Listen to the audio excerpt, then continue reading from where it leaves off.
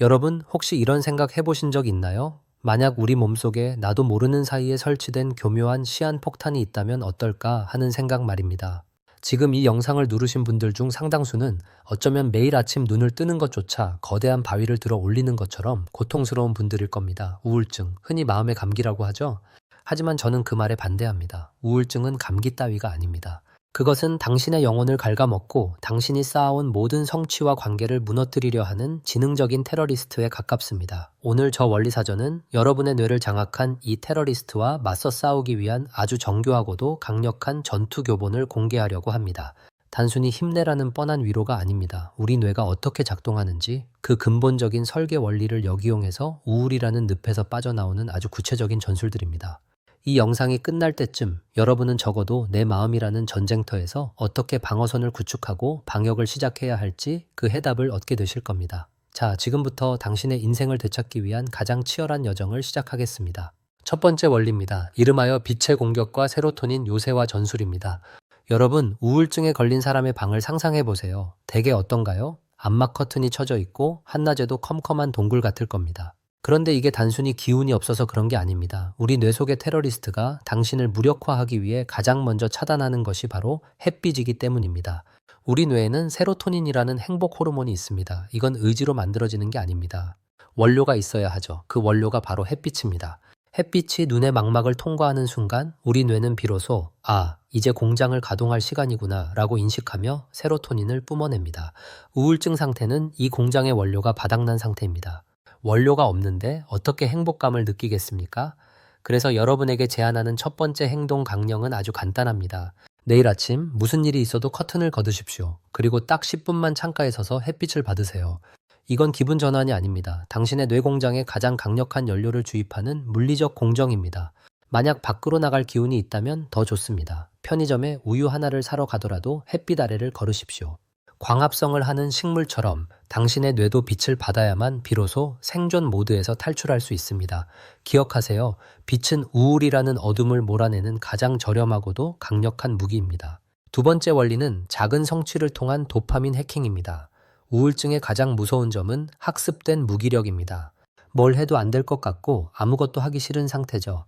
이때 사람들은 흔히 이렇게 말합니다. 여행이라도 다녀와봐. 운동이라도 시작해봐. 하지만 여러분, 이건 우울증을 모르는 소리입니다. 팔다리가 묶인 사람에게 마라톤을 뛰라는 것과 똑같거든요. 이때 필요한 건 거대한 목표가 아니라 뇌가 눈치채지 못할 정도로 아주 사소한 성취입니다. 뇌는 아주 작은 성공만으로도 도파민이라는 보상 호르몬을 내놓습니다. 예를 들어볼까요? 아침에 일어나서 이불을 딱 한 번 털고 정리하는 것, 세수를 하고 거울을 보며 오늘도 일어났네 라고 한마디 하는 것, 물 한 잔을 마시는 것. 비웃으실지도 모릅니다. 고작 그게 무슨 도움이 돼? 라고요. 하지만 원리는 확실합니다. 우리 뇌는 이 사소한 행동들을 완료하는 순간 아주 미세하게나마 성취의 쾌감을 기록합니다. 이 데이터가 쌓여야만 비로소 나는 내 몸을 통제할 수 있다는 자신감의 근육이 만들어집니다. 스탈링그라드 전투에서 건물 하나하나를 수복하며 도시 전체를 되찾았듯 여러분도 침대 위라는 1m의 영토부터 되찾아야 합니다. 오늘 이불을 정리했다면 당신은 이미 우울증과의 전쟁에서 첫 번째 고지를 점령한 승리자입니다. 세 번째 원리는 인지적 방어 체계의 구축, 즉 생각과 사실의 강제 격리입니다. 우울증은 우리 머릿속에 끊임없이 거짓말을 속삭입니다. 네오는 가치가 없어. 모든 게 네 잘못이야. 상황은 절대 좋아지지 않아. 이 목소리가 너무 생생해서 우리는 이걸 진실이라고 믿어버립니다. 하지만 명심하세요. 이건 당신의 생각이 아니라 질병이 보내는 오류 메시지일 뿐입니다. 심리학에서는 이를 인지 왜곡이라고 부릅니다. 이 왜곡의 안경을 벗기 위해 우리는 객관화 전술을 써야 합니다. 기분이 바닥을 칠 때 그 감정을 문장으로 적어보세요. 나는 쓰레기다 라고 적지 말고 나는 지금 내가 쓰레기라는 기분을 느끼고 있다 라고 적는 겁니다. 주어를 분리하는 것만으로도 엄청난 힘이 생깁니다. 마치 고장난 내비게이션이 계속 막다른 길로 가라고 안내할 때 이 기계가 또 고장났구나 라고 생각하며 무시하는 것과 같습니다. 당신의 감정은 당신 자신이 아닙니다. 그저 당신이라는 하늘을 지나가는 시커먼 먹구름일 뿐이죠. 구름은 반드시 지나갑니다. 하늘 그 자체가 무너지지는 않습니다. 비가 쏟아지는 동안 잠시 처마 밑에서 비를 피하듯 당신의 부정적인 생각들을 그냥 지나가는 소음으로 취급하는 훈련을 시작해야 합니다. 네 번째로 다룰 원리는 수면의 최적화와 뇌의 쓰레기 배출 시스템입니다. 우울증 환자치고 잠이 편안한 사람은 거의 없습니다. 너무 많이 자서 일상이 무너지거나 아예 잠을 못 자서 뇌가 타버리는 경우죠. 잠은 단순히 쉬는 시간이 아닙니다. 뇌과학적으로 잠은 우리 뇌 속에 쌓인 노폐물을 씻어내는 청소 시간입니다. 잠을 제대로 못 자면 뇌에는 아밀로이드 베타 같은 독성 단백질이 쌓이고 이는 감정 조절 능력을 마비시킵니다. 우울해서 잠을 못 자고 잠을 못 자서 더 우울해지는 지옥의 굴레에 빠지는 거죠. 이 굴레를 끊으려면 침대 격리 원칙을 지켜야 합니다. 침대는 오직 잠을 자는 공간으로만 써야 합니다. 깨어 있을 때 침대에 누워 스마트폰을 보는 행위는 뇌에게 여기는 노는 곳이야, 잘 필요 없어 라고 잘못된 신호를 주는 겁니다. 밤에 잠이 안 온다면 차라리 거실로 나오세요. 책을 읽거나 명상을 하다가 정말 졸음이 쏟아질 때만 침대로 들어가십시오. 그리고 낮에는 절대로 눕지 마세요. 이 엄격한 루틴이 당신의 뇌시계를 다시 맞출 겁니다. 뇌가 깨끗하게 청소되어야만 비로소 우리는 우울과 싸울 정신적 체력을 비축할 수 있습니다. 다섯 번째는 사회적 연결망이라는 안전자산의 활용입니다. 우울증은 우리에게 속삭입니다. 아무도 너를 이해 못해. 사람들을 만나봐야 상처만 받을 거야. 그래서 우리는 자발적으로 고립을 택합니다. 하지만 고립은 우울증이 가장 좋아하는 환경입니다. 혼자 있으면 생각은 꼬리에 꼬리를 물고 결국 자기 파괴적인 결론에 도달하기 때문입니다. 여기서 오해하지 마세요. 파티에 가서 억지로 웃으라는 게 아닙니다. 단 한 명이라도 좋습니다. 당신의 상태를 판단하지 않고 그냥 들어줄 수 있는 사람과 연결되세요. 가족도 좋고 친구도 좋고 전문 상담사나 의사도 좋습니다. 내 안에 쌓인 감정 쓰레기를 밖으로 꺼내는 것만으로도 뇌의 편도체는 안정을 찾습니다. 특히 전문가의 도움을 받는 것을 주저하지 마세요. 앞서 말씀드렸듯 우울증은 뇌의 신경 전달 물질이 불균형해진 신체적 질병입니다. 의지의 문제가 아니라 약물의 도움이나 심리치료가 필요한 상태라는 거죠. 정신과에 가는 것은 부끄러운 일이 아닙니다. 고장난 차를 정비소에 맡기는 것만큼이나 당연하고 합리적인 행동입니다. 적절한 약물은 당신의 뇌가 다시 정상적으로 회전할 수 있도록 기름칠을 해주는 역할을 할 겁니다. 여섯 번째, 디지털 디톡스와 비교의 원리입니다. 요즘 같은 시대에 스마트폰은 우울증의 기폭제입니다. 침대에 누워 SNS를 넘기다 보면 세상 모든 사람이 행복해 보입니다. 누구는 비싼 음식을 먹고, 누구는 해외여행을 가고, 누구는 성공 가도를 달리는 것 같죠. 그 화려한 편집된 일상과 나의 초라한 방구석을 비교하는 순간 우울의 깊이는 수천 미터 아래로 추락합니다. 기억하세요. SNS는 인생의 하이라이트 릴일 뿐입니다. 축구 경기로 치면 골 넣는 장면만 모아놓은 거죠. 그들도 카메라 뒤에서는 갈등하고 아파하고 화장실에 갑니다. 우울할 때는 타인의 하이라이트와 나의 비하인드 씬을 비교하지 마세요. 차라리 스마트폰을 멀리 던져버리십시오. 화면 속 가짜 세상 대신 내 발바닥에 닿는 방바닥의 감촉, 창밖을 지나가는 자동차 소리, 내가 들이마시는 공기의 온도에 집중하세요.